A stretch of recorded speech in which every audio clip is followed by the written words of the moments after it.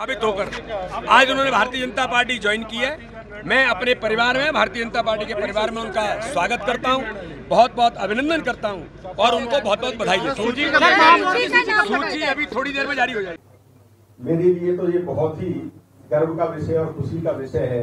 जैसा कि वाराणी भाई साहब ने कहा कि मैं तो परिवार का व्यक्ति हूँ, अब थोड़ा सा भटक गया था, पुनः परिवार में वापसी पर निश्चित तौर पर खुशी होती है। जिस तरीके से आप जानते हैं कि परिवार के मिलने पर कितनी खुशी होती है, तो वही खुशी मुझे है आपके भारतीय जनता पार्टी के राष्ट्र निर्माण के काम में, प्रदेश के निर्माण के कार्य में आदरणीय मुख्यमंत्री जी के साथ और हमारे क्षेत्र के विकास के लिए हम पुनः उस मुख्य धारा में शामिल हो गए हैं। इसके लिए मैं सभी लोगों का बहुत बहुत आभार व्यक्त करता हूं और आपको विश्वास दिलाता हूं कि जो पार्टी की रीति नीति है, जो सिद्धांत हैं, उनके साथ चलकर कंधे से कंधा मिलाकर राष्ट्र के निर्माण में, प्रदेश के निर्माण में, अपने क्षेत्र के विकास में पूरा मेहनत के साथ पूरा अपना सर्वोत्तम देने का प्रयास करूंगा। बहुत बहुत धन्यवाद।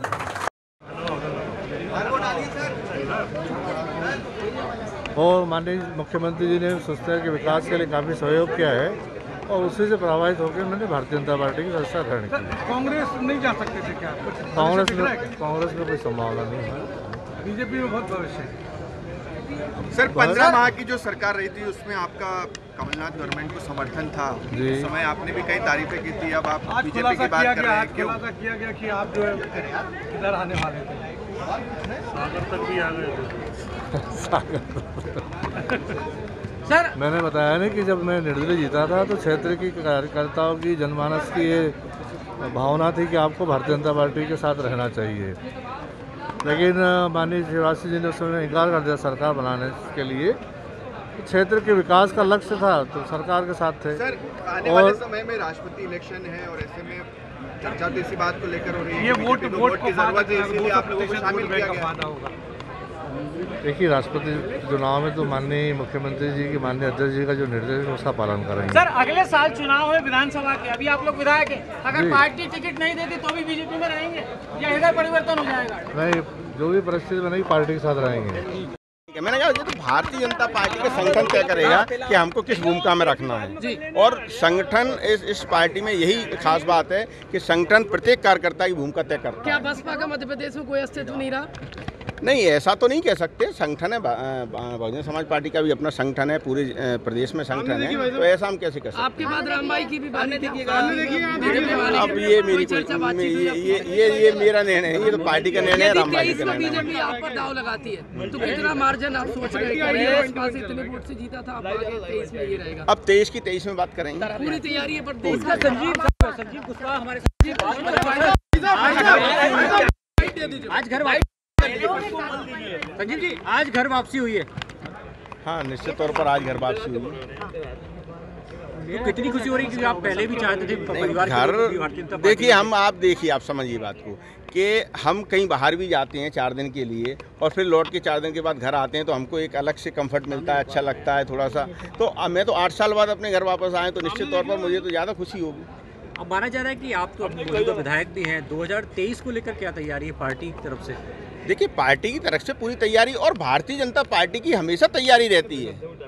ये संगठन लगातार कार्य करता रहता है, अपने कार्यकर्ताओं को कार्य में लगाए रहता है, तो निश्चित तौर पर भारतीय जनता पार्टी को चुनाव आ गए तो तैयार नहीं होती। और तो ये तो अन्य दलों की बात है कि चुनाव आ गए तो उनकी तैयारियां शुरू होती हैं। भारतीय जनता पार्टी के कार्यकर्ता, भारतीय जनता पार्टी के नेता लगातार जनता की भलाई में, राष्ट्र के कल्याण में, प्रदेश के विकास में लगातार रहे। निकाय चुनाव भी है, राष्ट्रपति का चुनाव भी होने वाला है, ऐसा माना जा रहा है कि निकाय चुनाव में यदि संजीव कुशवाहा बीजेपी में आए हैं, यानी घर वापसी हुई है, तो कहीं ना कहीं निकाय चुनाव में भी फायदा होगा और राष्ट्रपति चुनाव में जो वोटिंग होगी उसका भी फायदा भारतीय जनता पार्टी। देखिए, चूंकि अब हम परिवार के सदस्य बन गए हैं तो पूरी ताकत के साथ प्रयास करेंगे कि भारतीय जनता पार्टी का अपार बहुमत से जीते और आगे बढ़े, पंचायत चुनाव चाहे निकाय चुनाव, और फिर पार्टी की जो भी भूमिका तय करेगी वो उसका अच्छा से पालन करेगी। तो 2023 में फिर से संजीव कुशवाहा बीजेपी का चेहरा होंगे या भिंड से? ये तो संगठन तय करेगा।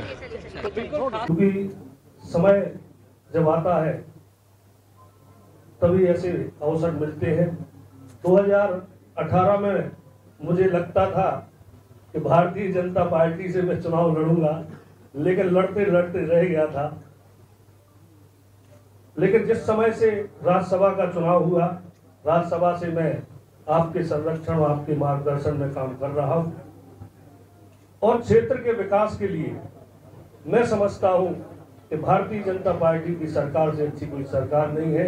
और मैंने राज्यसभा के समय भी कहा था और आज भी कहता हूं कि क्षेत्र का विकास बुंदेलखंड में जरूरी है। भाई साहब परिचित है, मध्य प्रदेश में यदि सबसे पिछड़ा क्षेत्र है तो बुंदेलखंड, और बुंदेलखंड में यदि पिछड़ा क्षेत्र है कहीं तो बिजावर विधानसभा आदिवासियों की विधानसभा है।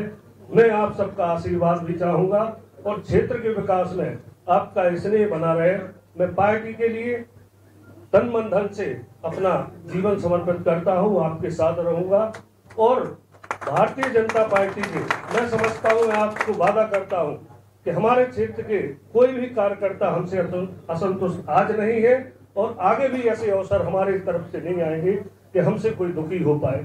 मैं पुनः आप सबका धन्यवाद करता हूं कि आपने हमें अपनी पार्टी में शामिल करने का मौका दिया।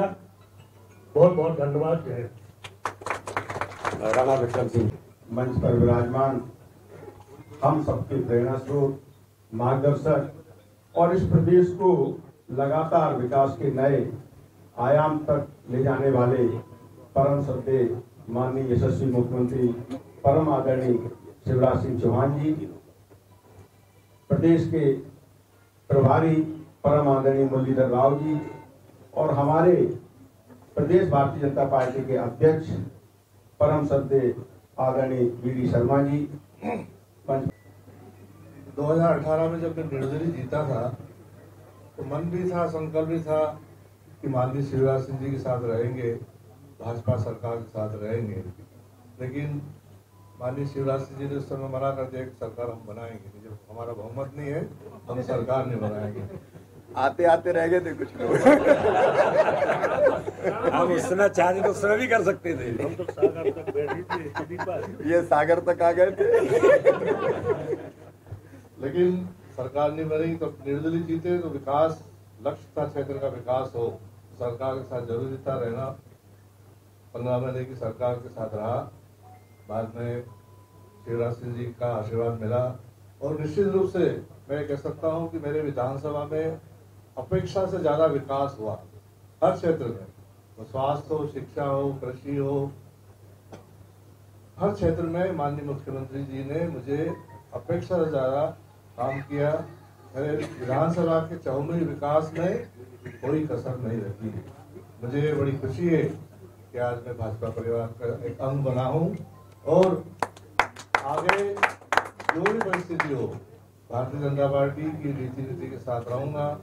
भारतीय जनता पार्टी के मुखिया का, हमारे मुखिया माननीय शिवराज सिंह जी का जो भी आदेश होगा उसका सअक्षर पालन करूंगा। बहुत बहुत धन्यवाद। जय हिंद। मैं हूं सीमा वर्मा और आप देख रहे हैं टाइम 8 मध्य प्रदेश। अगर अब तक आपने चैनल को सब्सक्राइब नहीं किया है तो चैनल को सब्सक्राइब कर लें। इसके साथ ही चैनल को लाइक, शेयर और फॉलो करना बिल्कुल ना भूलें। हमें इंतजार रहता है आपके कमेंट्स का।